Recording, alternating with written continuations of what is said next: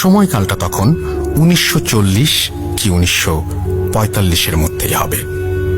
পাবনা জেলার রামনগর গ্রামের কথা বলছি। সেই গ্রামের দুরন্ত দুই তরুণ, মোবারক আর নূর সালাম। অত্যন্ত ভালো বন্ধু তারা, এবং বয়সটা ওদের দুরন্তপনার।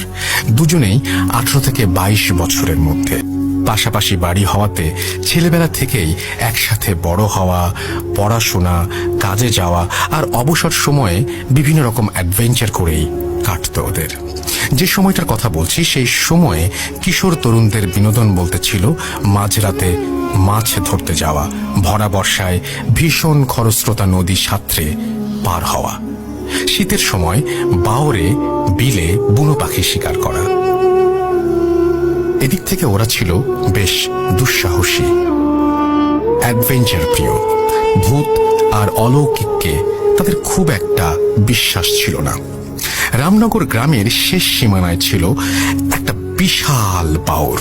শীতকালে সেই বাওর পূর্ণ হয়ে যেত নানা রকম দুর্লভ সব শীতের পাখি দিয়ে।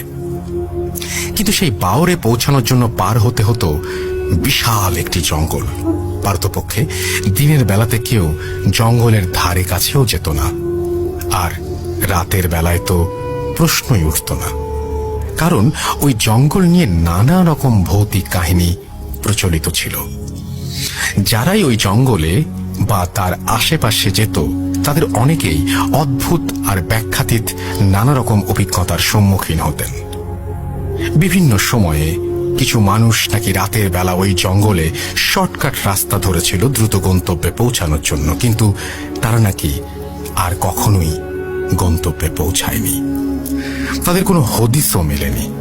যাই হোক, একবার এক শীতকালে হলো কি, বন্ধুদের এক গল্পের আসরে অশরীরী নিয়ে নানা তর্ক বিতর্কে মুবারক আর নূর সালামকে তাদের কিছু বন্ধু চ্যালেঞ্জ ছুড়ে দিল যে যেহেতু তারা সাহসী, ভূতে বিশ্বাস করে না, তাই তাদেরকে এক শীতের রাতে ওই জঙ্গল পেরিয়ে বাওরে যেতে হবে, এবং তারা যে বাওরে গিয়েছিল সেটা প্রমাণস্বরূপ দুই একটি শীতের পাখি শিকার করে আনতে হবে।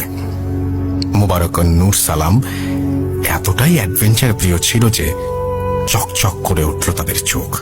তারা 7-5 না ভেবেই এই চ্যালেঞ্জ গ্রহণ করে ফেলল। তারা আসলে রাতের বেলা ওই জঙ্গলে যেতে হবে এটা নিয়ে খুব একটা চিন্তিত ছিল না, কারণ আদতে তারা অলৌকিককে বিশ্বাসই করত না।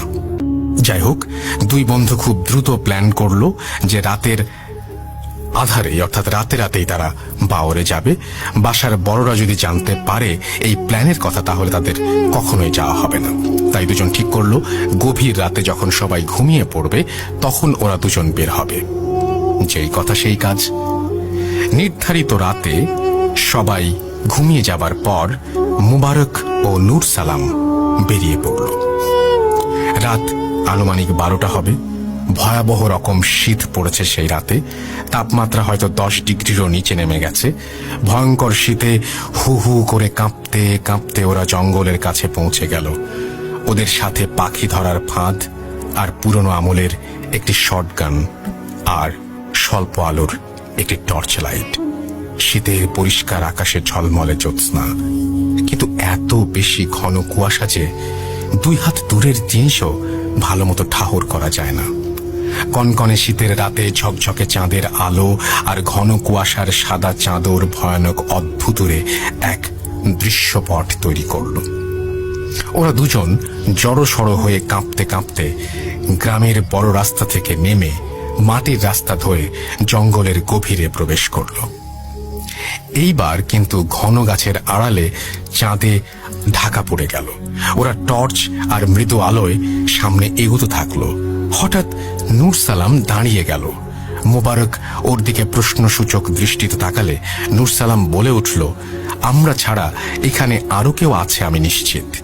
মোবারকও দাঁড়িয়ে একটু বোঝার চেষ্টা করতেই স্পষ্ট টের পেল ওদের কিছুটা পেছনে জঙ্গল থেকে একটা অস্বাভাবিক লম্বা, অত্যন্ত শীর্ণকায় মানবাকৃতির একটি কুঁচকুঁচে কালো অবয়ব রাস্তায় বেরিয়ে এসেছে।